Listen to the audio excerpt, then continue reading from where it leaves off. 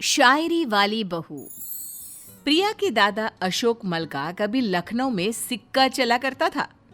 अपने जमाने में वो एक बहुत मशहूर शायर हुआ करते थे, जिनकी हूबहू कॉपी थी प्रिया, उनकी पोती।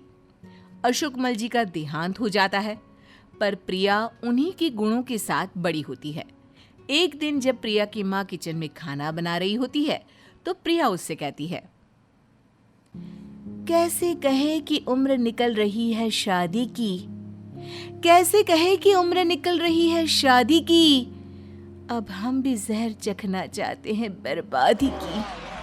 हे भगवान, ये क्या कह रही है तू?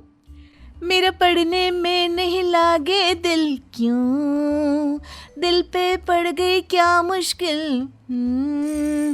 अरे किसी काम की नहीं है तू। ये सारी शायरी वायरी छोड़ और पढ़ाई पे ध्यान दिया कर। शायरी मेरी सांसें हैं मम्मी, कैसे करोगी मुझसे इन्हें दूर। यही बनाएंगे मुझे एक दिन बहुत बहुत मशहूर। शाम को विनोद काम से घर लौटता है। देखो देखो वो आ गया। अरे बेटी, कभी तो शांत बैठ जाया कर। शांत जो हम हो गए तो सुनने को तरस जाओगे मेरी आवाज। ऐसी वैसी ना समझो पापा, मैं हूँ सबसे खास। बाबूजी तो चले गए, ये छोटी शायरा छोड़ गए। अब वो जमाना नहीं रहा बेटी। ऐसे ही अपनी शेर और शायरी के कारण लोग तेरी बातें बना देते हैं। थोड़ी आदत सुधार, वरना लड़का मिलना दुश्वार हो जाएगा। प्रिया शादी के लिए तो राजी थी, पर आसपास के इलाके का कोई भी प्रिया को अपने घर की बहू बनाने को राजी नहीं था। एक दिन जब प्रिया एक कैफे में अपने फ्रेंड्स के बीच अपनी लिखी एक शायरी सुना रही थी, साहिल की नजर उस पर पड़ती है। बात भले वो ना करे, अपनी आंखों से सब बताएगा। जो कहेगा प्रिया तुम मेरी हो, क्या कभी कोई ऐसा मेरी जिंदगी में आएगा। कितनी भोली है ये। प्रिया को अपनी कहने वाला आ ही गया है। साहिल प्रिया के घर रिश्ता भेज देता है। लड़की की तलाश करते करते हार चुके विनोद और लीला फौरन रिश्ते को मंजूरी दे देते हैं और देखते ही देखते दोनों की शादी हो जाती है। गृह प्रवेश के दिन प्रिया दरवाजे पर खड़ी होती है और उसकी सास शोभा उसके पैरों के पास चावल से भरा कलश रखती है। आओ बहू, पैर मारकर इस कलश को गिराओ और हमारे घर को पवित्र करो। पैरों तले रखकर लोटा, कह रही हो मारो लात। कितनी औसम हो तुम सासू माँ, ये हुई ना बात। साहिल बेटा, ये बहू क्या कह रही है?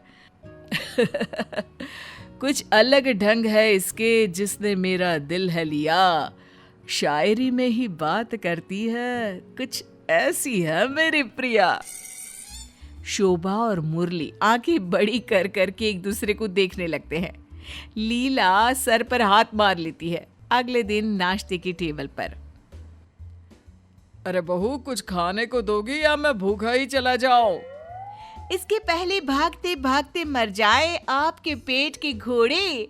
आपके सामने हाजिर है प्रिया के लाजवाब पकोड़े। क्या बात है। आओ प्रिया, कितना काम किया है तुमने? तुम थक तो नहीं गई? मैं कुछ मदद करूं? भगवान झूठ न बुलवाए, ये पकोड़े तो मैंने नथु हलवाई से मंगवाए। देख रही हो मम्मी, कितनी सीधी है मेरी प्रिया। तभी तो मैंने इसे है दिल दिया। हे भगवान, इसने तो मेरे बेटे को भी मुशायरा सिखा दिया। भाग फूट गए मेरे तो। एक दिन में ये हाल है, तुम्हारा आगे क्या होगा शोभा जी? कल को पता चला आप भी शायरी में बातें करने लगी। प्रिया की शायरी का एक नमूना तो गृह प्रवेश पर ही सबने देख लिया था, और अब रही सही कसर पूरी करने नवेली बहू की मुंह दिखाए पर मोहल्ले की औरतें शोभा के घर पहुंच जाती है। अरे शोभा, बहू को पल्लू में ही छुपा कर रखोगी कि दर्शन भी करवाओगी हमें? मेरे इंतजार में क्यों बेचैन हो पड़ी? लो आ गई, मैं आपकी सामने हूँ खड़ी। तेरी बातें सुनकर तो मैं गिर पड़ी। अरे शोभा, ये क्या खिलौना उठाकर ले आई तो साहिल के लिए? अरे करम फूट गए थे क्या मेरे, जो इस टेप रिकॉर्डर को ले आती। साहिल ही लेकर आया है। समय हो गया है ऑफिस का, अब मैं निकलता हूँ। अच्छा प्रिया, मैं शाम को मिलता हूँ। अरे बाप रे, ये तो बहू की बोली बोलने लगा। अब तो भगवान ही तुझे बचाए शोभा। प्रिया की शायरी करने की आदत सभी के सामने आ जाती है। मोहल्ले की सभी औरतें प्रिया का बहुत मजाक उड़ाती है। शोभा तंग आ गई थी और इस मसले को हल करने का उपाय ढूंढ रही थी कि अचानक काम से आते वक्त मुरली की किडनैपिंग हो जाती है। किडनैपर्स घर पर फोन करके अच्छी खासी मोटी रकम की मांग करते हैं। इतने पैसे कहाँ से आएंगे माँ, हम लोग करें भी तो क्या? अगर पता चल जाए कि पापा है कहाँ, तो फौरन पुलिस को लेकर पहुंचा जा सकता है वहां। प्रिया किडनैपर्स को कॉल लगाती है और कहती है, प्रूफ क्या है तुम्हारे पास कि पापा है वहां? अगर है वहां तो दिखाओ कोई वीडियो या सबूत यहाँ। अरे ये किस शायरा को फोन लगा दिया? क्या कव्वाली गा रही है ये? इनसे कहती हूँ ला दो ना एक ड्रेस मुझे, शायरी में बता देना पापा एड्रेस मुझे। प्रिया के साथ कई दिन रहने के कारण मुरली प्रिया का इशारा समझ जाता है।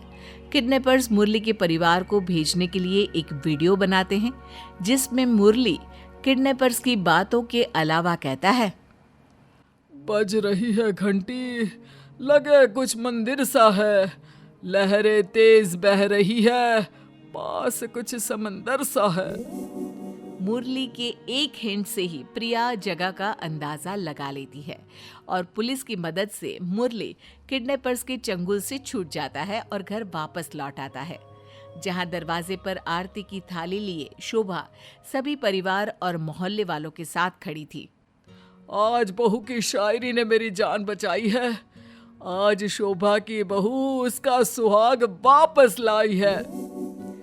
हो गई जो भूल, मांगती हूँ माफी। आप आइए अंदर, मैंने तैयार कर रखी है काफी। सभी हंसने लगते हैं।